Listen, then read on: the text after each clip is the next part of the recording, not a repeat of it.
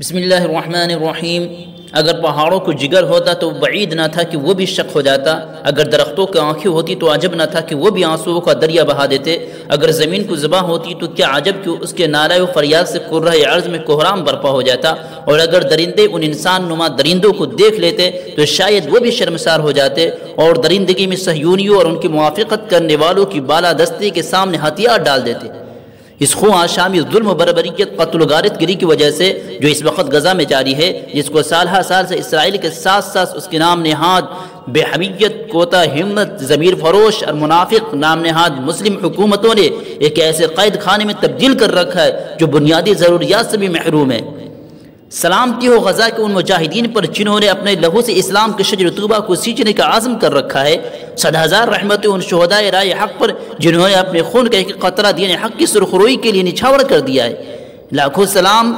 پہنچے ان معصوم نو نہادوں پر جنہوں نے اسلام کی سربلندی کے لیے اپنے معصوم جانوں کا نذرانہ پیش کر دیا ہے، اور اسی قدر لعنت ہو ان صلیبیوں اور ان صہیونیوں ظالموں پر جو دین و اخلاق اور بین الاقوامی قوانین کی دھجیاں بکھیر کر اپنی خوں آشامی کی خوں پوری کر رہے ہیں، اور ان خوف خدا سے عاری اور ہمت مردانہ سے خالی مسلم حکمرانوں پر جن کے سینوں میں شیطان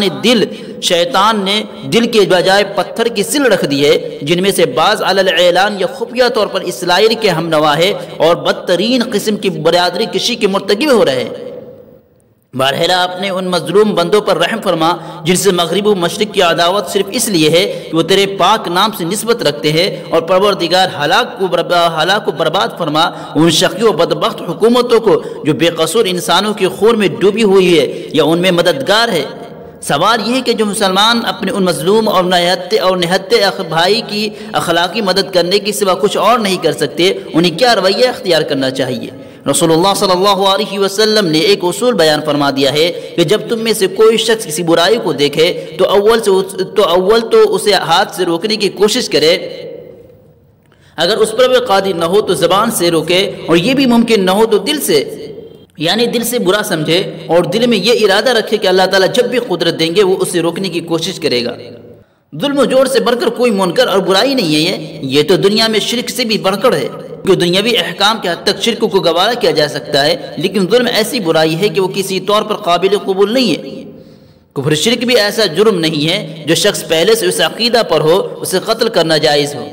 لیکن اگر کوئی شخص کسی کا مال لے لے، کسی کی عزت آبرو پر حملہ آور ہو یا کسی کو قتل کر دے تو وہ ضرور لائق سزا ہے۔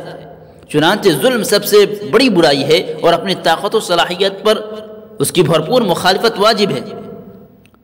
اللہ تبارک و تعالیٰ کا قرآن مجید میں ارشاد ہے، یا ایہا الذین آمنوا لا تتخذوا اليہود والنصارى اولیاء بعضهم اولیاء بعض ومن يتولهم منکم فإنه منهم ان اللہ لا يهدی القوم الظالمین۔